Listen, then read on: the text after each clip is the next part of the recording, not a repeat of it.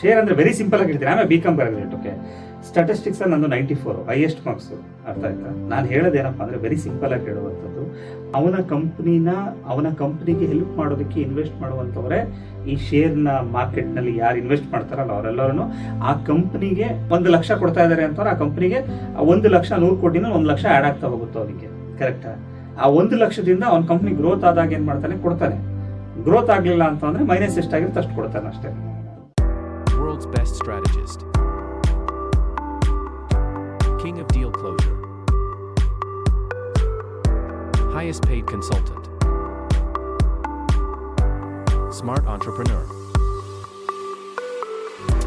International speaker. Unique author.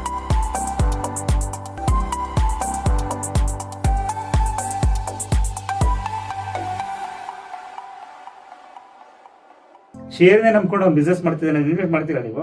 ನಾನು ಹೇಳ್ತಿರೋ point ನಿಮಗೆ ಇದು ನಾನು ಎಕ್ಸ್ಟ್ರೀಮ್ ಲೆವೆಲ್ಗೆ ಹೋಗಿ ಮಾತಾಡ್ತಾ ಇದ್ದೀನಿ. ನಾನು ನಾನು ಏನು ಹೇಳೋಕೆ ಹೊರಟಿದ್ದೀನಿ ಅಂತ ಹೇಳ್ತು ಅಂದರೆ, ಅವನೊಬ್ಬ ಏನೋ ಒಂದು ಮಾಡ್ತಾ ಇದ್ದಾನೆ ಅನ್ನೋದು ಧೈರ್ಯದ ಮೇಲೆ ನೀವು ಅವ್ನಿಗೆ ಇನ್ವೆಸ್ಟ್ ಮಾಡೋಕೆ ಅಂತ ಹೋಗ್ತೀರಾ. ಅವನೇನೋ ಮಾಡ್ತಿದ್ರೆ ಮಾತ್ರ ಇನ್ವೆಸ್ಟ್ಮೆಂಟ್ ಬರುತ್ತೆ ಅವನಿಗೆ. ದಯವಿಟ್ಟು ಅರ್ಥ ಮಾಡ್ಕೊಳ್ಳಿ. ನೀವು ಶೇರ್ ಇನ್ವೆಸ್ಟ್ಮೆಂಟ್ ಅಂದರೆ ನೀವು ಕೊಡುವಂಥ 1 ರೂಪಾಯಿ ಅವನು ಬಂಡವಾಳವಾಗಿ ಇಟ್ಕೊಳ್ತಾನೆ. ಅದನ್ನು ಅರ್ಥ ಆಯ್ತಾ ನಾನು ಹೇಳೋವಂಥದ್ದು? ಅವನ ಕಂಪ್ನಿ ಗ್ರೋತ್ ಆದಾಗ ಅದರಲ್ಲಿ ಬರುವಂಥ ಡಿವಿಡೆಂಡ್ನ ನಿಮಗೆ ಹಂಚ್ತಾನೆ ಅಷ್ಟೇ. ಶೇರ್ ಅಂದರೆ ವೆರಿ ಸಿಂಪಲ್ ಆಗಿ ಹೇಳ್ತೀನಿ. ಆಮೇಲೆ BCom ಗ್ರಾಜುಯೇಟ್. ಓಕೆ, ಸ್ಟಾಟಿಸ್ಟಿಕ್ಸ್ ನಂದು 94 ಹೈಯೆಸ್ಟ್ ಮಾರ್ಕ್ಸು. ಅರ್ಥ ಆಯ್ತಾ? ನಾನು ಹೇಳೋದೇನಪ್ಪ ಅಂದರೆ ವೆರಿ ಸಿಂಪಲ್ ಆಗಿ ಹೇಳುವಂಥದ್ದು, ಅವನ ಕಂಪ್ನಿಗೆ ಹೆಲ್ಪ್ ಮಾಡೋದಕ್ಕೆ ಇನ್ವೆಸ್ಟ್ ಮಾಡುವಂಥವ್ರೆ ಈ ಶೇರ್ನ ಮಾರ್ಕೆಟ್ನಲ್ಲಿ ಯಾರು ಇನ್ವೆಸ್ಟ್ ಮಾಡ್ತಾರಲ್ಲ ಅವರೆಲ್ಲರೂ ಆ ಕಂಪ್ನಿಗೆ 1 ಲಕ್ಷ ಕೊಡ್ತಾ ಇದ್ದಾರೆ ಅಂತವ್ರು ಆ ಕಂಪ್ನಿಗೆ 1 ಲಕ್ಷ 100 ಕೋಟಿನ 1 ಲಕ್ಷ ಆ್ಯಡ್ ಆಗ್ತಾ ಹೋಗುತ್ತೆ ಅವನಿಗೆ. ಕರೆಕ್ಟಾ? ಆ 1 ಲಕ್ಷದಿಂದ ಅವ್ನ ಕಂಪ್ನಿ ಗ್ರೋತ್ ಆದಾಗ ಏನು ಮಾಡ್ತಾನೆ, ಕೊಡ್ತಾನೆ. ಗ್ರೋತ್ ಆಗಲಿಲ್ಲ ಅಂತಂದ್ರೆ ಮೈನಸ್ ಎಷ್ಟಾಗಿರುತ್ತೆ ಅಷ್ಟು ಕೊಡ್ತಾನೆ ಅಷ್ಟೇ. So I will explain you. See, right now, as an entrepreneur, you are absolutely right. Your business is your priority over somebody else's business.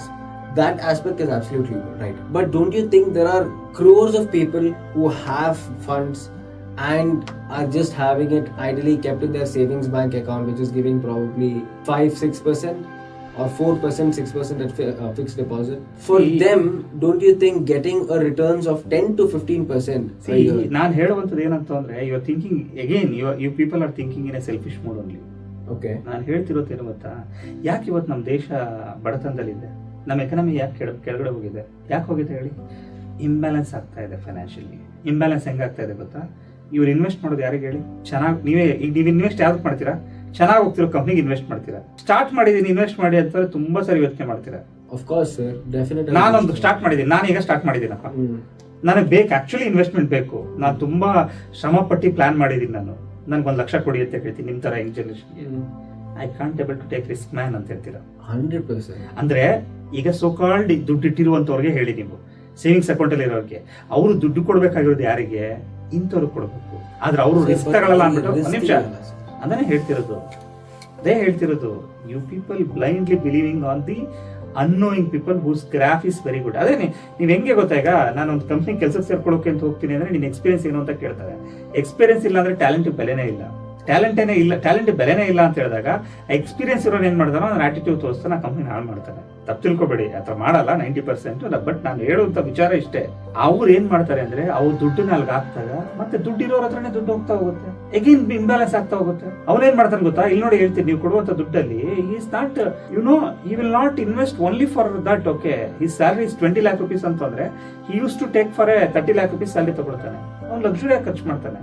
That MD, CEO or investors, directors, they lead their life in that next level luxury. But actually, the real investment ಬೇಕಾಗಿರೋದು ಯಾರು ಗೊತ್ತಾ? ಈ ಹಂಗರಿಯಿಂದ ಬರ್ತಾನಲ್ಲ ಹೊಸಬ, ಅವ್ನು real ಆಗಿ ಬೇಕಾಗಿರುತ್ತೆ, ಅವ್ನಿಗೆ ಯಾರು ಕೊಡಲ್ಲ. ನೀವು ಹೇಳಿದ್ ಕರೆಕ್ಟು, ಇದು ಇಂಬ್ಯಾಲೆನ್ಸ್ ಆಗ್ತಾ ಇದೆ. ನಾನು ಹೇಳ್ತಿರುವಂಥದ್ದು ಅವನ್ನ ಹೋಗ್ಬಿಟ್ಟು ಹೊಸೊಬ್ರಿಗೆ ಇನ್ವೆಸ್ಟ್ ಮಾಡಿ ಅಂತ ನಾನು ಗೈಡ್ ಮಾಡ್ತಾ ಇಲ್ಲ, ನಾನು ಅದನ್ನು ಹೇಳೋದು ಇಲ್ಲ. ಬಟ್ ವಿಚಾರ ಏನಪ್ಪಾ ಅಂತ ಹೇಳ್ತಂದ್ರೆ, ನಾವು ಈ ದುಡ್ಡನ್ನ ಏನ್ ಮಾಡಬೇಕು ಅನ್ನುವಂಥದ್ದು ಅವ್ರು ಅರ್ಥ ಮಾಡ್ಕೊಳ್ಬೇಕು. ಅವರಿಗೆ ನಾನು ಹೇಳ್ತಿರೋದು, ನೀವೊಬ್ರು ಆಂಟ್ರಪ್ರೆನರ್ ಆದವರು ಡೈಲಿ ಪ್ರಾಕ್ಟೀಸ್ ಅಂತ ಒಂದಿರುತ್ತೆ. ನೀವು ದಿನ ಬೆಳಗ್ಗೆ ಎದ್ದಿದ ತಕ್ಷಣ ವೆರಿ ಸಿಂಪಲ್ ನಿಮಗೆ ಹೇಳ್ತೀನಿ, ಇವತ್ತಿಂದ 10 ದಿನ ಬೆಳಗ್ಗೆ 9 ಗಂಟೆಗೆ ಎದ್ದೇಳಕ್ಕೆ ಶುರು ಮಾಡಿ, 9 o'clock ಎದ್ದೇಳಕ್ಕೆ ಶುರು ಮಾಡಿ. 11ನೇ ದಿನ ಬೈ ಡಿಫಾಲ್ಟ್ಲಿ ನೀವು 9 ಗಂಟೆಗೆ ಎದ್ದೇಳ್ತೀರಾ. ಕರೆಕ್ಟ್ ಒಪ್ಕೊಡ್ತೀರಾ ಇದನ್ನ? The mind will set how you will do the practice. ನಿಮ್ಮ ಮೈಂಡು ಆಂಟ್ರಪ್ರನರ್ ಥರ ಆಕ್ಟ್ ಆಸ್ ಇಫ್ ಅಂತ ಅದೊಂದು ಪಾಯಿಂಟ್ ನಾನು ಮಾತಾಡ್ತೀನಿ ನೆಕ್ಸ್ಟ್ ಬರೋ ಪಾಡ್ಕಾಸ್ಟಲ್ಲಿ ನಾನು ಅದನ್ನು ಮಾತಾಡ್ತೀನಿ. ಇಫ್ ಯು ವಾಂಟ್ ಟು, ನೀವು ಏನು ಆಗಬೇಕು ಅಂದ್ಕೊಳ್ತೀರಾ ಅದನ್ನು ನೀವು ಪ್ರಾಕ್ಟೀಸ್ ಮಾಡ್ತಿದ್ರೆ ಮಾತ್ರ ಆಗೋಕ್ಕೆ ಸಾಧ್ಯ. ಇಲ್ಲ ನನ್ನ ಹತ್ರ ದುಡ್ಡು ಬಂದಾಗ ನಾನು ಆಂಟ್ರಪ್ರನರ್ ಆಗ್ತೀನಿ, ಇವಾಗ ನಾನು ದುಡ್ಡು ಮಾಡೋದಕ್ಕೆ ಅಂತ ಇದು ಮಾಡ್ತಿದ್ದೀನಿ, ನೀವು ಪ್ರಾಕ್ಟೀಸ್ ಬಿಡಲ್ಲ ನಿಮ್ಮನ್ನು.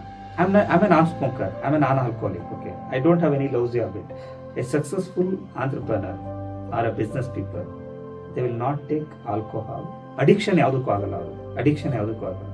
ಯಾವುದಕ್ಕೂ ಅಡಿಕ್ಷನ್ ಆಗದಿರೋನೇ real entrepreneur. Even Dan Lok will never take alcohol, he will never smoke the things. Okay, ಯಾಕೆ ಅದನ್ನು ಹೇಳ್ತಿದ್ದೀನಿ ಅಂತ ಹೇಳ್ತಾ ಅಂದರೆ, ನಾವು ಹೇಗೆ ಪ್ರಾಕ್ಟೀಸ್ ಮಾಡ್ಕೊಂಡು ಹೋಗ್ತೀವಿ. ಈಗ ಒಂದು ಸ್ಮೋಕಿಂಗ್ನ ಅಡಿಕ್ಟ್ ಮಾಡ್ಕೊಬಿಡ್ತಾರೆ, ಏನಾಗುತ್ತೆ ಅದು ಬಿಡೋದಕ್ಕೆ ಕಷ್ಟ ಆಗುತ್ತೆ. ನೀವು ಶೇರ್ ಮಾರ್ಕೆಟ್ನ ಮಾಡೋ ಅಡಿಕ್ಟ್ ಆಯಿತು ಅಂತಂದರೆ again you can't able to leave that. Okay, if ಇವರ ಬಿಗ್ ಬಿಸ್ನೆಸ್ ಮ್ಯಾನ್ ಆಯಿತು, ಟೈಕಾನ್ ಆಯಿತು ಅಂತಂದ್ರೂ ನಿಮ್ಮಲ್ಲಿ ಏನು ಕೊರಿತಾ ಇರೋದೇ ಗೊತ್ತಾ, ಅವ್ನಿಗೆ ಹಾಕೋಣ ಇನ್ವೆಸ್ಟ್ಮೆಂಟ್, ಇವ್ನಿಗೆ ಹಾಕೋಣ ಇನ್ವೆಸ್ಟ್ಮೆಂಟ್, ಅವ್ನಿಗೆ ಮಾಡೋಣ, ಇವ್ನು ಅರ್ಧ ಗಂಟೆ ಕೊಡೋಣ ಅದಕ್ಕೆ ಅಂತ, 1 hour ಕೊಡೋಣ ಅದಕ್ಕೆ ಅಂತ ಅನ್ನೋಂಥ ಮೈಂಡ್ ಸೆಟ್ ಬರುತ್ತೆ.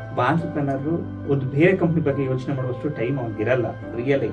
I totally agree with what you told just now. ಅಷ್ಟೇ, ನೀವು ಪ್ರಾಕ್ಟೀಸ್ ಮಾಡ್ಕೊಂಡು you, however successful you are, you will definitely also want to invest in something else where returns are high. That's exactly how stock market is. ಏನು ಬೇಡ, ನಾನು ನಿಮ್ಗೆ ಹೇಳೋದು ಇಷ್ಟೇ, very simple ಆಗಿ ಹೇಳ್ತೀನಿ ಕೇಳಿಸ್ಕೊಳ್ಳಿ. ನೀವು ಇನ್ವೆಸ್ಟ್ ಮಾಡಬೇಕು ಅನ್ನೋದಿತ್ತು ಅಂತಂದ್ರೆ, ಈಗ ಒಂದು ಕ್ವಶನ್ ಕೇಳಿದ್ರಲ್ಲ ಸ್ವಲ್ಪ ಹೊತ್ತು ಮುಂಚೆ, ಒಂದು ಕ್ವಶನ್ ಕೇಳಿದ್ರು, ನನ್ನ ಹತ್ರ ದುಡ್ಡಿದೆ, ನನ್ನ ಹತ್ರ ಜಾಗ ಇದೆ, ನಾನು ಏನಕ್ಕೆ ಇನ್ವೆಸ್ಟ್ ಮಾಡಬೇಕು ಅಂತಂದ್ರೆ, ನೀವು ಇರುವಂತ ಲೊಕ್ಯಾಲಿಟಿನ ಅರ್ಥ ಮಾಡ್ಕೊಳ್ಳಿ, ಹುಡುಕಿ ಜಾಗ, ಈ ಜನಕ್ಕೆ ಏನ್ ಬೇಕಾಗಿದೆ ಅಂತ ಹುಡ್ಕೊಳ್ಳಿ. ಅವತ್ತು ನಾನು ತಪ್ಪು ಮಾಡ್ತಾ ಹೋಗಿದ್ದರೆ ಪ್ರಾಯಶಃ ಯಾವುದೋ ಒಂದು ಫೀಲ್ಡಲ್ಲಿ ನಾನು ಬೆಳೆದು ಬಿಡ್ತಿದ್ದೆ. ಫಾರ್ ಎಕ್ಸಾಂಪಲ್, ಈಗ ಫೋಟೋಗ್ರಫಿ ಮಾಡಿದಾಗ ನಾನು ಫೋಟೋಗ್ರಫಿ ಸ್ಟಾಪ್ ಮಾಡಿಲ್ಲ ಅಂದಿದ್ರೆ ನಾನೊಬ್ಬ ಒಳ್ಳೆ ಫೋಟೋಗ್ರಾಫರ್ ಆಗ್ತಾ ಇದ್ದೆ, ಬಟ್ ನಾನು ಆಂಟ್ರಪ್ರನರ್ ಆಗ್ತಾ ಇರಲಿಲ್ಲ. ಅವಾಗ ಕನ್ಸ್ಟ್ರಕ್ಷನ್ ಕಂಪ್ನಿ ಚೆನ್ನಾಗಿ ಬೆಳೆದಿದ್ರೆ ನಾನು ರಿಯಲ್ ಎಸ್ಟೇಟಲ್ಲಿ ನಾನು ದೊಡ್ಡ ಕನ್ಸ್ಟ್ರಕ್ಷನ್ ಆಗ್ತಿದ್ದೆ, ಸ್ಟ್ರಾಟಜಿಸ್ಟ್ ಆಗೋಕೆ ಆಗ್ತಾ ಇರಲಿಲ್ಲ.